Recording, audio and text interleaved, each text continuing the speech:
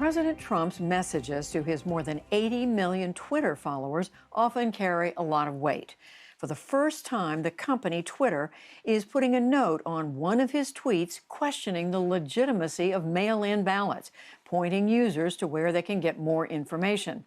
But it's the president's comments about the death of a congressional staffer 20 years ago that is raising eyebrows. Those tweets have not been given the same warning from Twitter.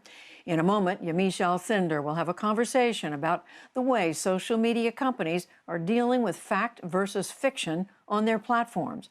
That conversation was recorded before this latest move by Twitter, but she begins with this report. An angry president, a murder conspiracy theory, and a pained family. Thank you very much, everybody. Today, it's a letter from a widower that is calling attention to President Trump's open embrace of false theories. Last week, Timothy Kousoutis wrote to the CEO of Twitter, urging him to delete tweets by President Trump that suggested his wife Lori was murdered. In the letter obtained by the New York Times, Kousoutis says that, quote, conspiracy theorists, including most recently the President of the United States, continue to spread their bile and misinformation on the platform, disparaging the memory of his wife. Lori Kousoutis died in 2001. President Trump has repeatedly spread the baseless idea that her former boss, current cable news host Joe Scarborough, might have something to do with her death. Late today at the White House, the president doubled down. Now, it's a very suspicious thing, and I hope somebody gets to the bottom of it. Today, Scarborough, who has frequently criticized President Trump, said the claim compounds the family's grief. Whether it's the president or whether it's people following the president, it is unspeakably cruel. Timothy Kousoutis wrote in his letter that Lori had an undiagnosed heart condition. She fell and hit her head on her desk at work and was found dead the next morning. He wrote that he had a simple request for Twitter: please delete these tweets. President Trump's actions have been criticized by some Republicans, including Congressman Adam Kinzinger of Illinois. He wrote, "Stop spreading it. Stop creating paranoia. It will destroy us."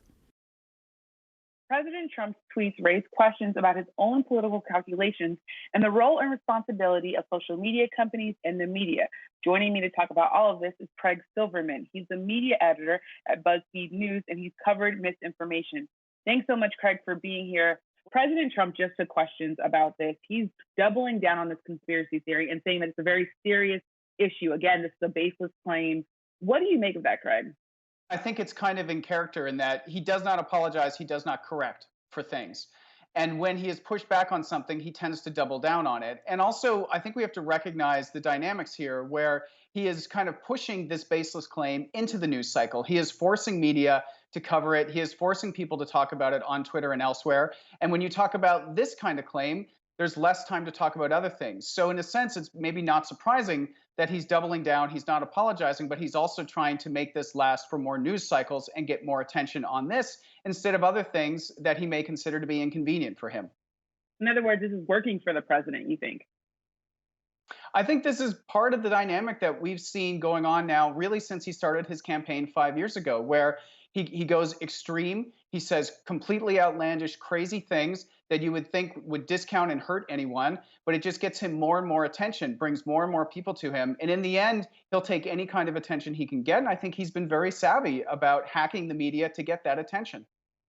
Now, the family of the young woman who died, who was a former staffer of Joe Scarborough, they wrote a letter, the widower wrote a letter to Twitter asking that the company delete the president's tweets. What do you make of that letter and the fact that Twitter is not going to be deleting those tweets? First of all, clearly, it's a really powerful letter. It's him speaking very personally about the suffering that he and his late wife's family have gone through and how they could be targeted with harassment, how this is bringing up the grieving process all over again.